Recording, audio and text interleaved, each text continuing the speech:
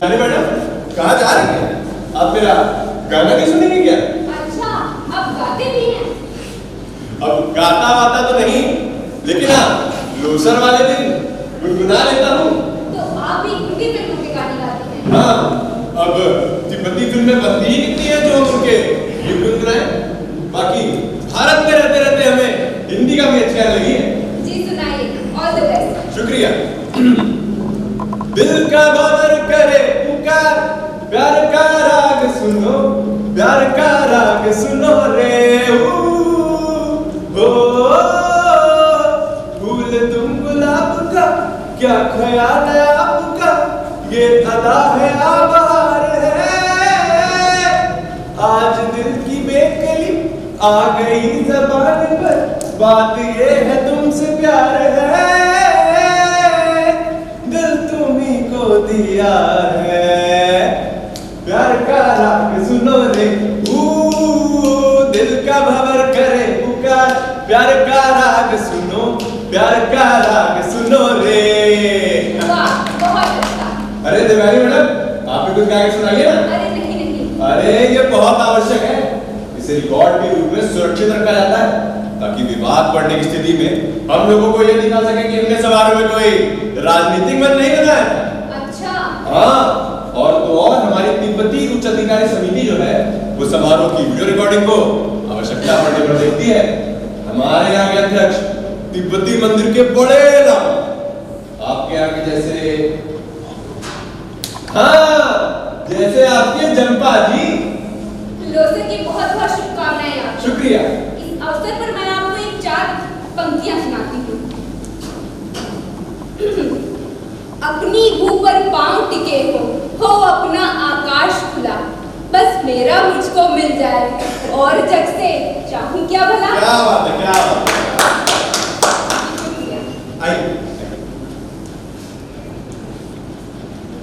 आइए आइए भाई साहब, आइए आइए आइए। आपको आने में कोई तकलीफ तो नहीं हुई? अरे नहीं नहीं बैठिए बैठिए बैठिए, आराम से आराम से। अरे भाभी जी प्रणाम प्रणाम। भाभी जी तिरानी नजर नहीं आ रही है। बस आप ही हो गए।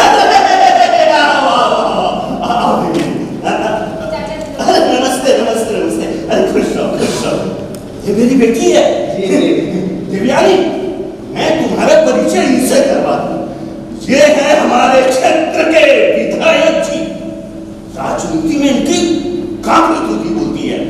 नमस्ते। नमस्ते। मैं आप लोग के लिए चाय हाँ, हाँ, जाओ, जाओ। नहीं भाई साहब, अरे चाय चाय वाय के चक्कर में मत पड़िए। आप लोगों से मिलना था तो चला आया। अब थोड़ी देर में विदा लूंगा। दिव्यांगी, आज तुम्हें आने में इतनी देर क्या होगी? चाचा जी, अब नौकरी है तो देर सवेर होना तो स्वाभाविक बात है। कभी काम कम रहता है, कभी ज्यादा। वैसे महिलाओं के लिए नौकरी करना बड़ा कठिन होता है। घर बाहर दोनों जगह तालमेल बैठाने में परेशान रहती हैं। क्यों? क्यों कठिन होता है? आराम से बैठा लेते हैं तालमेल। अब कहाँ पढ़ाती हैं? एक तिब्बती संस्था में। तिब्बती भाषा में या हिंदी में? जी दोनों में। दोनों भाषाएं जानती हूँ मैं। बहुत। दोनों भाषाएं पढ़ाती हैं। वैसे आपकी संस्था में कुल कितने बच्चे होंगे? हर संस्था में अलग अलग की संख्या है। पूरे देश में देखें तो लाखों की संख्या है। हमारे देश की जनसंख्या दिन दुगनी रात चौगुनी बढ़ रही है। ऊपर से इन सभी लोगों के ऊपर खर्च हो रहा है सरकार का। अब आप लोग इनकी समस्याओं को अपना चुनावी मुद्दा बनाते ही नहीं तो कहाँ दूर होंगी। और वैसे भी देश की जनसंख्या बढ़ रही है तो तुष्टीकरण की नीति के चलते। अरे आप तो बिल्कुल विपक्षी पार्टी की तरह भाषण दे रही हैं हमको। आप भाषण की बात कर रहे हैं विधायक जी? अरे आपको नहीं मालूम? जी जब हमारे भाई साहब जीवित थे तो कहा करते थे, छोटे देवयानी को तो मैं नेता बनाऊंगा, विधायक बनाऊंगा, काफी तेज है। बताओ जी जी बचपन में यह काफी तर्क करती थी। तुम नेता हो। मैं कुछ खाने जाओ जाओ जाओ। अरे नहीं अरे खाने पीने के चक्कर में मत पड़िए आप। दिव्यांगी, तुमको याद है जब हम लोग बनारस से गांव की ओर लौट रहे थे तो तुमने देखा होगा रास्ते में बहुत बड़ा पेट्रोल पंप पड़ा था। तुम्हें मालूम है वो पेट्रोल पंप किसका है? नहीं मालूम? तुम्हें नहीं मालूम? मैं बताता हूं। वो पेट्रोल पंप है हमारे विधायक जी का। विधायक जी के एक छोटे भाई राजेश हैं, उन्हीं के नाम पर पेट्रोल पंप है। उनके भी शादी नहीं हुई है। हमारे खानदान में कोई भी नौकरी नहीं करता। नौकरी यानी नहीं किया। अरे कौन जाए दूसरों के अधीन जी हुजूरी करने। और क्या है? और खासकर महिलाओं के तो करने का प्रश्न ही नहीं उठता। बिल्कुल सही कहा आपने। तो आपके लिए उसी मानसिकता की औरत भी चाहिए, वरना घर चलाना बड़ा मुश्किल हो सकता है। वैसे कुछ महिलाएं होती हैं जिन्हें घर से बाहर निकलना, नौकरी चाकरी करना पसंद नहीं होता। जी जी सही कहा आपने। चलिए अब मैं चलता हूँ। अच्छा ठीक है ठीक है, मैं भाभी जी से बात करके आता हूँ। देख रही है ना भाभी जी, इतना अच्छा रिश्ता परिवार है और ये विधायक जी के सामने भी नारी सशक्तिकरण पे भाषण देने लगी। चाचा जी आप सीधे लेकर क्यों चले आए? एक बार मुझसे पूछा क्यों नहीं? ओह माय गॉड, अब मुझे तुमसे पूछना होगा। देख रहे हैं ना भाभी जी, भाई साहब के न रहने के कारण मैं किसी तरह इस परिवार को किनारे पे लगाना चाहता हूं ताकि कल को यह समाज उंगली न उठा सके कि देखो भाई साहब के न रहने के कारण घर की लड़की तुम्हारी या नहीं। और ये है हमारी बेटी जी जो विवाह जैसे गंभीर मसले पे भी बहस करने देती है। क्या रखा है देवयानी, क्या रखा है 10-15 हजार की नौकरी में जो इतने अच्छा रिश्ता को ठुकरा रही हो तुम? जिस घर में मेरे विचार ना मिले वहां जाकर मैं करूंगी भी क्या? तो पहले आप विचार करेंगे तब शादी करेंगे। चाचा जी हर बात के दो अर्थ होते हैं, आप मेरी बात को उस तरफ न ले जाएं। माफ करना बेटी, मैं तुम्हारी तरह इतना इंटेलिजेंट बुद्धिमान नहीं हूं। अपना समझा था इसलिए रिश्ते की बात की थी। नहीं नहीं भैया जी, ऐसी बात नहीं है। हमने कब आपको पराया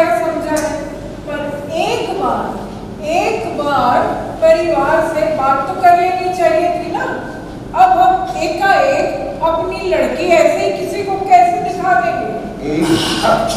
भाभी जी, गलती मेरी है, माफ करना बेटी। अपना समझा था, इसीलिए रिश्ते की बात की थी। चलता हूं, शुभ रात्रि, प्रणाम।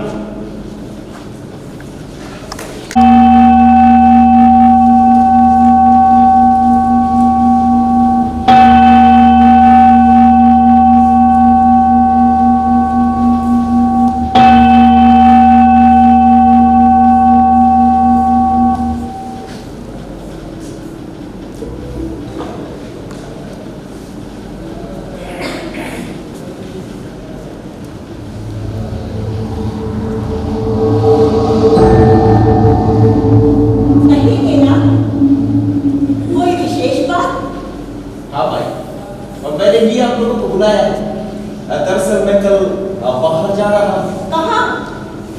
काशा की आपातकालीन बैठक बुलाई गई। कोई विशेष बात? हाँ, वहाँ पर जरूर होगी। जेनेवा और कैमरा के पदाधिकारी आ रहे हैं। काशा की आपातकालीन बैठक है। सर, ये काशा तो आपके निर्वासित सरकार की है ना? हाँ देखिए, और मैं उसका एक छोटा सा कार्यकर्ता। काशा का आधार क्या है? मेरा मतलब चुनावी प्रक्रिया? पूरी तरह से जनतांत्रिक। 5 वर्षों के लिए राष्ट्राध्यक्ष दलाई लामा जी होते हैं। सर, इसका मुख्यालय कहाँ है? धर्मशाला में ही है। अंतर्राष्ट्रीय कार्यालय भी है, जैसे ऑस्ट्रेलिया, जापान, न्यूयॉर्क और भी कई जगह है। तो इन पदाधिकारियों से आपकी मुलाकात कब हो पाती है? जब कभी आवश्यक होता है हम लोग उनकी बैठक बुलाते हैं। जरूरी नहीं है कि बैठक में सभी देशों के पदाधिकारी उपस्थित हैं। जैसे इस बार जेनेवा और कैमरा के पदाधिकारी आ रहे हैं। जेनेवा के पदाधिकारी से मेरी पूर्व में मुलाकात है और कैमरा के पदाधिकारी से ये मेरी पहली मुलाकात होगी। सर, जब तिब्बत के पास अपनी आजादी होगी तो क्या सरकार का स्वरूप यही होगा? दरअसल स्वतंत्र तिब्बत को लेकर परम पावन जी का अपने विचार है। वो सदन में जनता और सदन का पूर्ण प्रतिनिधित्व देखना चाहते हैं। वो चाहते हैं कि भिक्षुओं को भी चुनाव प्रक्रिया में सम्मिलित किया जाए और स्वयं का संविधान बनाने पर भी विचार चल रहा है, क्योंकि यही समय की मांग है। मेरी शुभकामनाएं हैं सर कि ये सपना जल्दी ही पूरा हो जाए। धन्यवाद दिव्या। सपनों के लिए आधार होता है और तुम लोगों का समर्पण ही हम लोगों का आधार है। माई, इस एक हफ्ते के लिए आप इस संस्थान की संरक्षिका रहेंगी। मैंने बड़े बाबू से भी बात कर ली है। दिव्या भी अपना साथ देगी। दिव्या, तुम्हें कोई आपत्ति तो नहीं? नहीं सर, मुझे कोई समस्या नहीं। यदि कोई अन्य आदेश हो तो? नहीं दिव्या, आदेश नहीं, बस सहयोग मांग रहा हूं तुम्हारा।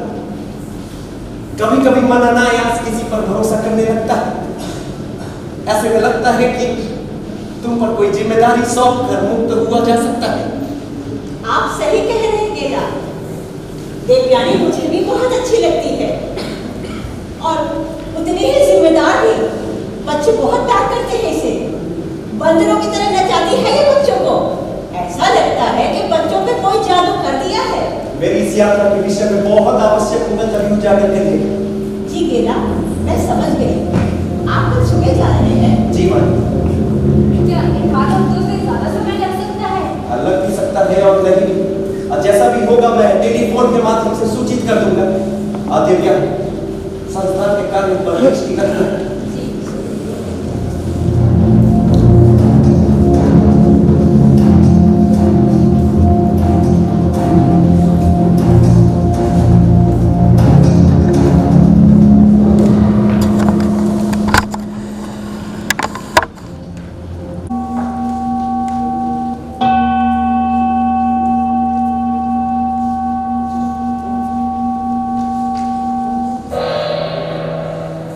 तिब्बत की स्थिति दिन प्रतिदिन दयनीय होती जा रही है। सामाजिक, आर्थिक और राजनीतिक शोषण के साथ ही अब उसकी धार्मिक परंपराओं पर भी अपने ही देश में कुठाराघात हो रहा है।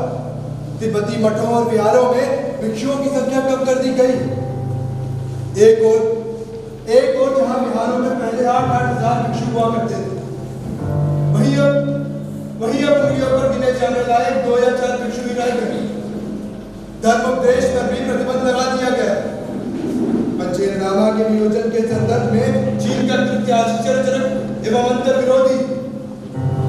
आज की यह बैठक जिन 2 कारणों पर स्थित है, उनमें से एक तिब्बत में प्रशिक्षित हो रहे तिब्बती विद्यार्थी, हमारे अपने ही कुछ लोग, और दूसरा हमारे निर्वासित जनतंत्र को दिग्भ्रमित करते कुछ लोग।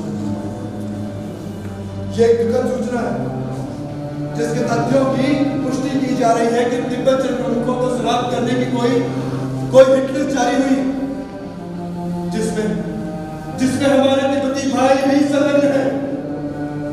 उनके बारे में नए सिरे से सोचने की आवश्यकता है आज। दूसरी तरफ हम जहां शरणार्थी रूप में वहां अपनी धार्मिक अस्मिता की रक्षा के लिए युवक युवतियों को शिक्षित कर रहे हैं। सबसे चिंतनीय पक्ष ये है कि सभी देशों में हमारी गतिविधियों की खुफिया रिपोर्ट तिब्बत भेजी जा रही है। इसी संदर्भ में मैं ये बताना चाहूंगा कि पिछले ही दिनों एक पत्र हमारी काशात के पास आया। हमारे शिक्षा मंत्री गेशे जंपा के पत्र उनके पिताजी ने लिखा, परंतु पत्र पढ़कर यह स्पष्ट हो जा रहा है कि पत्र लिखा नहीं बल्कि लिखवाया गया है। मैं पत्र की एक प्रतिलिपि उन्हें उपलब्ध कराऊंगा, परंतु आज की इस बैठक में हमें इस प्रकार के बिंदु पर अपनी रणनीति तय कर लेनी है कि क्या इस तरह के भावनात्मक ब्लैकमेलिंग पर हमें गेशे जंपा जैसे अपने कुशल और सक्रिय सदस्य को तिब्बत वापस भेज देना चाहिए। इस संदर्भ में मैं गेशे जंपा के विचार इस पत्र पर रखना चाहूंगा। अध्यक्ष महोदय, इस संदर्भ में कुछ भी कहने के लिए मुझे थोड़ा वक्त चाहिए। इसके अतिरिक्त सभा का जो भी निर्णय होगा उसको करने हेतु मैं पूरी तरह से उपलब्ध हूं। ठीक है, मैं केंद्र कार्यालय के अध्यक्ष श्री तोज्ञान के विचार आमंत्रित करता हूं। मैं अपनी बात वहीं से शुरू करता हूं जहां से अध्यक्ष महोदय ने समाप्त किया। हमारे सक्रिय सदस्यों को तिब्बत वापस भेजा जाए या ना भेजा जाए, ये बहुत ही उलझा हुआ बिंदु है। विगत वर्षों में भारत से जाने वाले समूहों को चीनी सरकार के विरोध प्रकट करने पर उन्हें भारत की सीमा से वापस भेज दिया जाना। हम अपनी सुरक्षा को खतरे में डालकर ये कार्य करने के पक्ष में नहीं है। गेशे जंपा हमारी संस्था के अत्यंत कुशल और बुद्धिमान सदस्य हैं, इसलिए इन्हें शिक्षा जैसा अत्यंत महत्वपूर्ण विभाग भी सौंपा गया है। मेरा मानना है कि ये एक सुनहरा मौका है तिब्बत वापस जाने का और क्रांति की मशाल जलाने का। मैं तो सन 1959 के उस आंदोलन का प्रत्यक्ष रूप से गवाह रहा, जिस वर्ष लगभग 87,000 तिब्बतियों की जानें गई।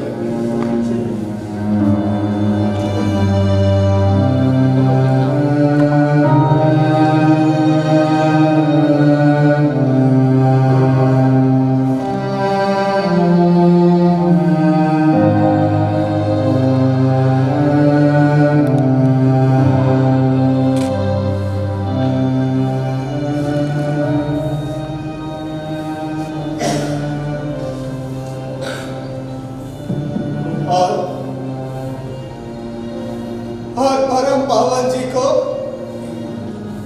तिब्बत छोड़ने के लिए विवश होना पड़ा।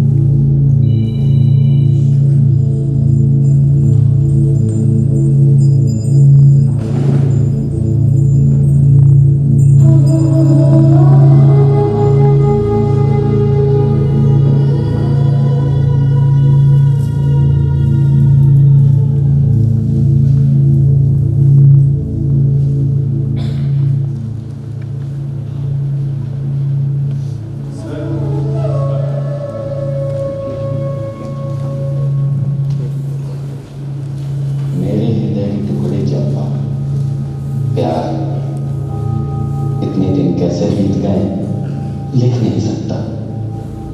बस इतना ही कहूंगा कि आ जाओ बेटा। तुम्हारी माँ कुछ दिनों की मेहमान है। जेल की यंत्रणा और अपने बच्चे से बिछड़कर उसकी स्मरण शक्ति ने भी उसका साथ छोड़ दिया। यहाँ के नारकीय जिंदगी से तुम हमें उबार लो बेटा। यहाँ के अधिकारी अब इस शर्त पर मान गए हैं कि यदि तुम यहाँ आकर शांतिपूर्वक जीवन बिताओ और राष्ट्र विरोधी गतिविधियों में सम्मिलित ना हो तो वो हमें जेल से मुक्त कर देंगे और चैन की जिंदगी जीने देंगे। अपने जीवन के बचे कुचे दिन तुम्हारे साथ बिताना चाहता हूं। शायद मां भी कुछ दिन और जी सके। आ जाओ बेटा, तुम्हारा पिता। निसंदेह मुक्त तिब्बत में निर्वासितों और वहां रह रहे लोगों के बीच साम्य स्थापन करने में कुछ दिक्कतें आएंगी, लेकिन ये कोई गुरु कार्य नहीं है। इस ओर भी हम सजग हैं। सर, साइन करते हैं।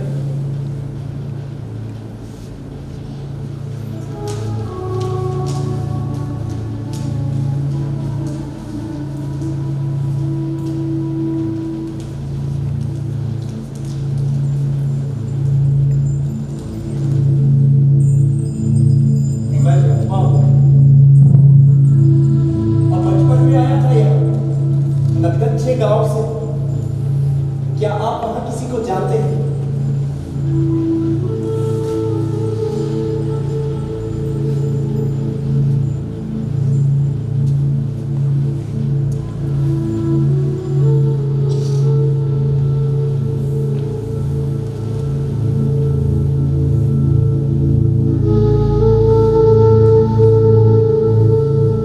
देख भाई, चंपा चिन्हे मेरी दीदी थी। चंपा, मैं तुम्हारा मक्पा। मक्पा? मक्पा?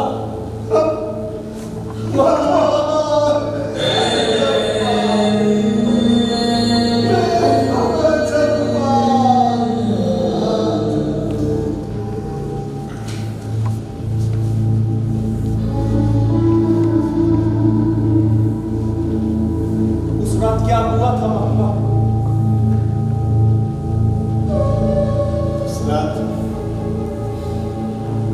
उस रात तुम्हारे यहां से अंधेरे में निकला तो चीनी सैनिकों की दृष्टि से खुद को छुपाते उबड़ खाबड़ रास्तों पे चलते हुए संगठन के लोगों से बोल में मिला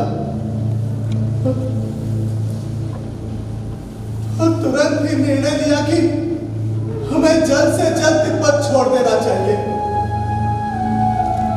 वरना हमारी जान को खतरा था।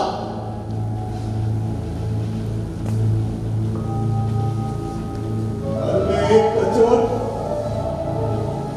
बराबर बनी रही कि मेरे पीछे न जाने क्या हाल किया होगा सैनिकों ने तुम लोगों के साथ।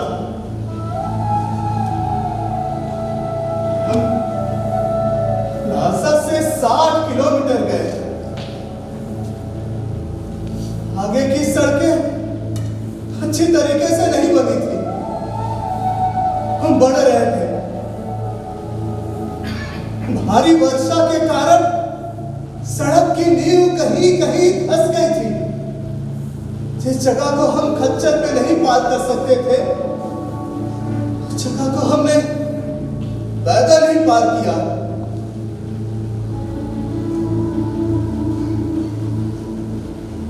तुम्हारी दीदी की आत्मा लगातार मेरे साथ थी।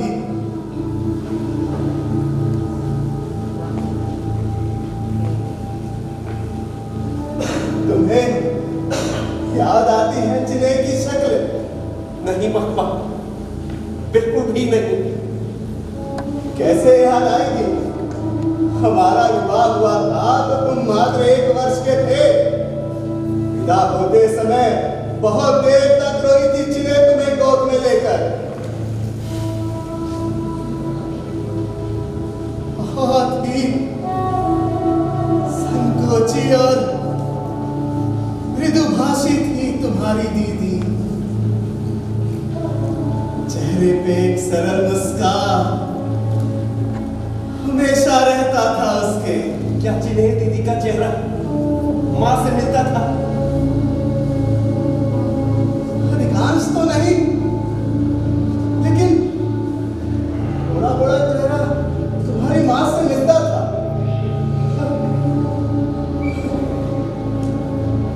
और जब तैयार होती थी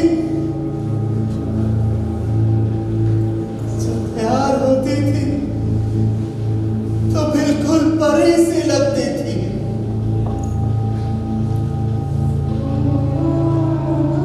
हमारा गांव बड़ा दुर्गम था, बस 3-4 घर। जब पहली बार जिन्हें मेरे साथ आई तो काफी भयभीत हो गई थी। कैसे आते थे आप लोग इतना दूर से?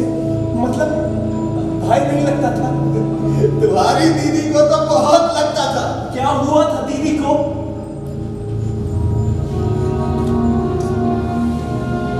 चंदों के जंगलों में मुझे ढूंढने निकली थी। मैं लौट कर वापस आ गया, लेकिन वो नहीं आई। जिन्हें को बहुत ढूंढने पर मुझे उसकी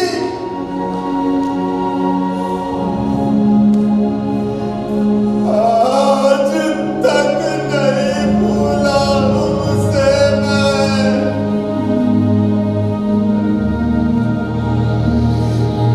मूंगे की हार से पहचाना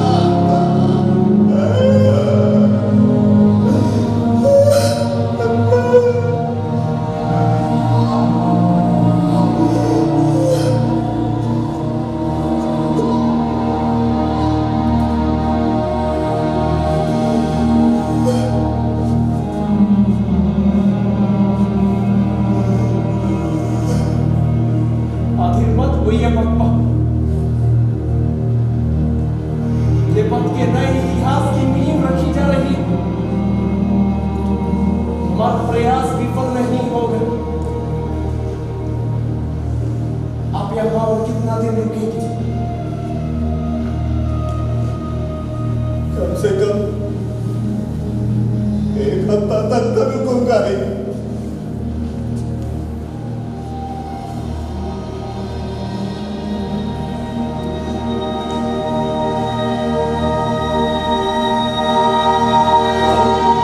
मैं भी रुकना चाहता हूं।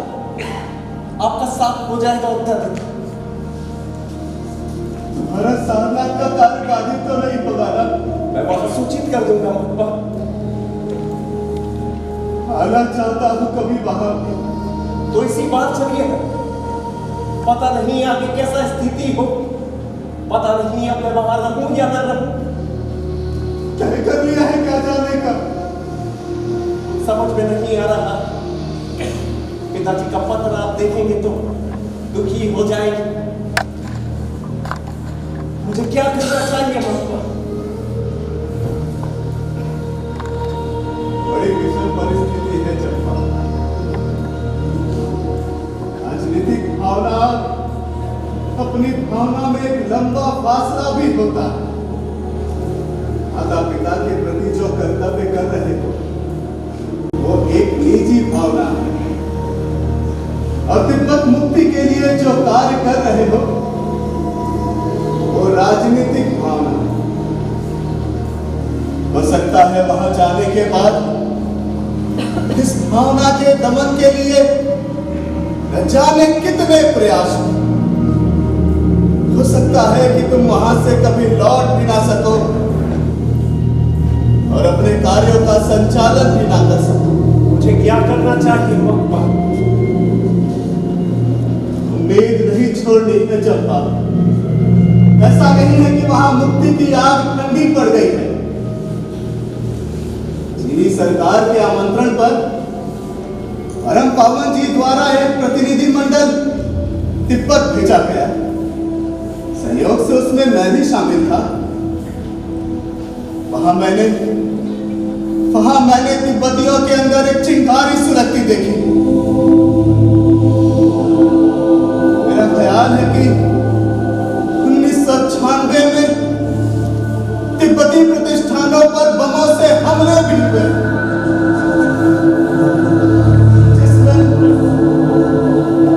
जिसमें न जाने कितनी जाने गई, कितने बेगुनाहों को सजा हुई।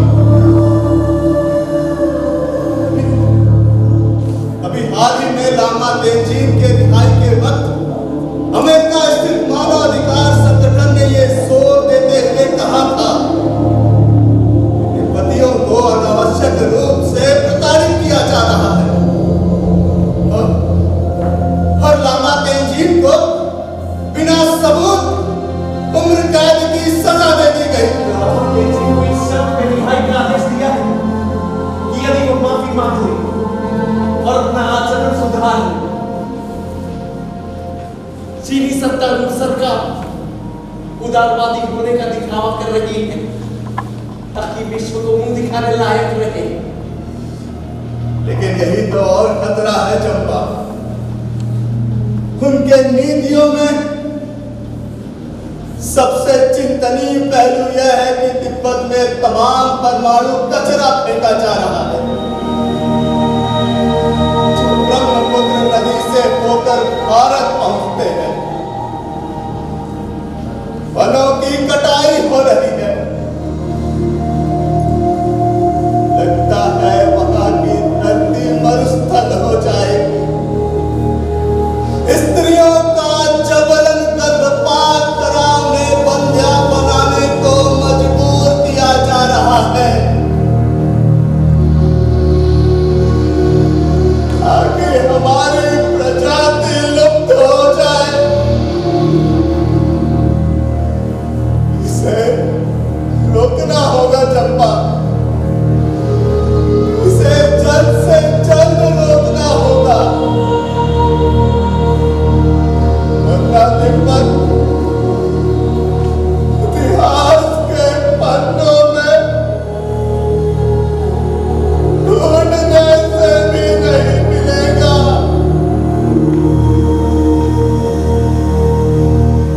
इसे रोकना होगा।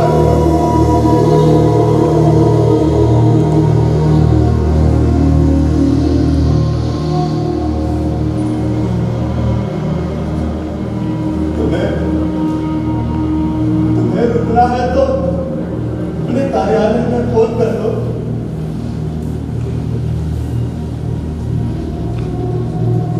मैं जरा जहाँ पे ध्यान लगा आप नहीं चलेंगे। इस बार यहीं से लौट जाने दो चंपा। तथागत चाहेंगे कभी सारनाथ बुलाने को तो अपनी सात्विक बुद्धि सब में भर आएंगे।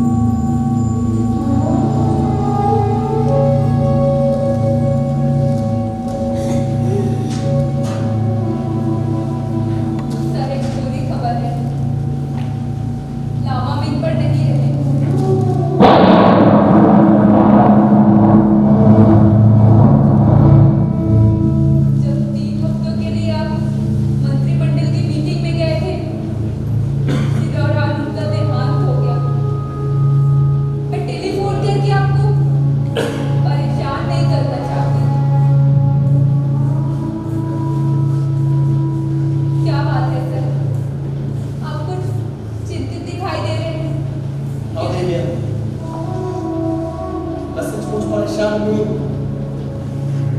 एक ऐसे मोड़ पर आ गया हूं जहां कोई रास्ता नहीं समझ में आ रहा है।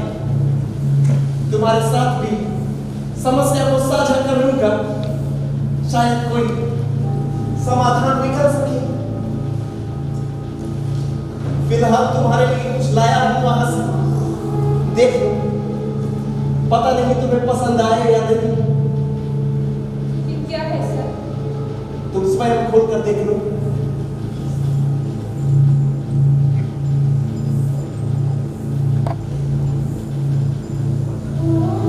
बहुत ही सुंदर पेंटिंग है। शकुंतला एक अभिशप्त स्त्री। मतलब यह दृश्य दुर्वासा ऋषि के श्राप का है। यदि आप पूरी कहानी जानते होते तो समझ जाते कि शकुंतला और दुष्यंत के जीवन में यदि दुर्वासा ऋषि के श्राप का ये अंश न जुड़ता तो शकुंतला एक महान नायिका तो होती, पर दुष्यंत का चरित्र एक खलनायक का होता, एक स्त्री के भावनाओं के साथ खेलने वाला तुच्छ पुरुष। इसीलिए दुष्यंत के चरित्र को उदात्त बनाने के लिए शकुंतला को अपना जीवन अभिशप्त करना पड़ा। समझ रहा हूं।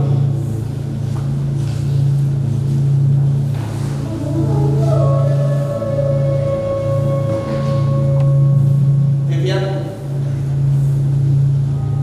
अगले हफ्ते मैं जा रहा हूं। कहाँ? अपने देश तिब्बत। क्या? हाँ, पिताजी का पत्र आया, वो भी जीवित है। बधाई हो सर। क्या इसके पूर्व भी हाँ दिव्या, पूछ सकती, उसके पूर्व कई बार उनके विषय में जानना चाहा, मगर कोई परिणाम नहीं निकला। निकलता भी कैसे? वो वहां जेल में यंत्रणा जो भुगत रहे थे। जेल में? तो क्यों? तिब्बत में बहुत ही आम बात है, किसी पर भी शक हो जाए तो कर देते हैं भीतर। कोई किसी आंदोलन में भाग लेता है तो डाल देते हैं जेल में। पर सर, ये तो सरासर अन्याय है, मानव अधिकारों का उल्लंघन। इसके लिए हमें पूरे विश्व में आवाज उठानी चाहिए। उठ रही, मगर कोई परिणाम सामने नहीं आ रहा। हमारे प्रयासों को कुचलने के लिए वहां रोज नई रणनीतियां बनाई जा रही हैं। अब मुझे ही देख लो, जेल में अपने माता पिता को यंत्रणा झेलते तो नहीं सुन सकता ना। उनका इस्तेमाल किसी हथियार के रूप में किया जा रहा है। हम लोगों के खिलाफ साजिशें की जा रही है दिव्या। क्या आप चाहेंगे सर? जाना ही होगा। कब लौटेंगे? पता नहीं, तुम ही तो कहा करती थी ना कि अपने देश से दूर रहकर कैसे आजादी की लड़ाई लड़ सकते हैं हम लोग। उसके लिए नदी की गहराई में उतरना होगा, उसकी थाप लेने के लिए। पर सर, मेरे कहने का तात्पर्य ये नहीं था। मैं तो बस मैं तुम्हारी बातों को अन्यथा नहीं ले रहा हूं। तुम बिल्कुल निश्चिंत रहो। यदि मैं तुम्हें कैमरा का एक पता दे दूं तो क्या तुम अपनी ओर से एक पत्र वहां भेज सकोगी? मैं कुछ समझी नहीं सर। अब मेरे ब्रदर इन लॉ हियरिंग तो क्या जी रहते हैं वहां। पिता की तरह स्नेह मिलता है उनसे। बस उनके और मेरे बीच की तुम एक कड़ी बन जाओगी दिव्या। जैसा आप कहें। नहीं दिव्या, इस वक्त मैं तुम्हारे शीर्ष अधिकारी के रूप में बात नहीं कर रहा हूं। तुम उन सब बातों से अब मुक्त हो। बस तुम ऐसा समझ लो कि परिस्थिति बहुत गंभीर है और मैं तिब्बती नागरिक की तरह एक भारतीय नारी के सामने सहयोग मांग रहा हूं। कर सकोगी? क्यों लज्जित कर रहे हैं सर? यदि आप कुछ कहेंगे तो मैं मना कर सकूंगी क्या? मुझे तुम्हारे ऊपर बहुत भरोसा था दिव्या, और आज वो भरोसा और दृढ़ हो गया।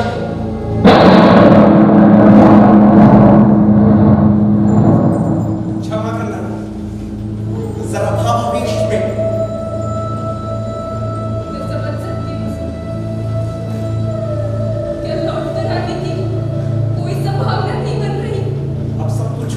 परिस्थितियों पर निर्भर करता है। देवयानी, अब तुम जाओ। कब जा रहे हैं सर? 3 दिन बाद बुधवार को धर्मशाला के लिए रवाना हो जाऊंगा। वहां से लौट जाऊंगा अपने देश तिब्बत।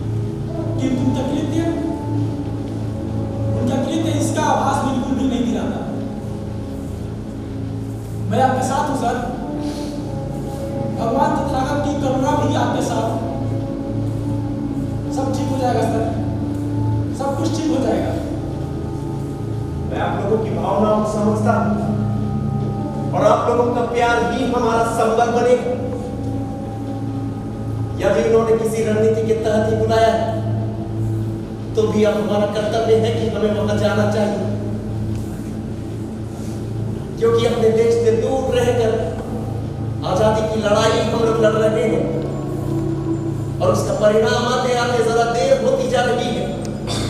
इसीलिए अब आप लोग मुझे मत रोकिए। अब मुझे वहां जाना ही होगा। आप अकेले नहीं जाएंगे तेरा, हम भी साथ होंगे, हम साथ चलेंगे। नहीं, अभी वो वक्त नहीं आया है, मगर बहुत ही जल्द वो वक्त आएगा जब हम सभी लोग पोताना में मिलकर अपना लोसर मनाएंगे। सर, यदि आपके साथ वहां कोई दुर्व्यवहार हो तो इसलिए हम लोग भी साथ चलेंगे सर, हम लोग भी साथ चलेंगे। नहीं, ऐसा तो होना नहीं चाहिए। सर, हमें नहीं बोलिएगा सर, हमें नहीं बोलिएगा। नहीं, आप बिल्कुल भी चिंता मत करें। लौट कर जल्दी आइएगा।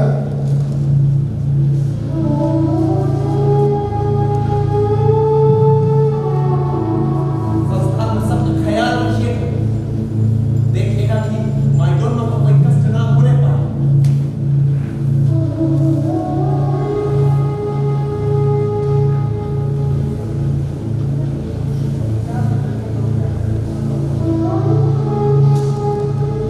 देवयानी नहीं आई।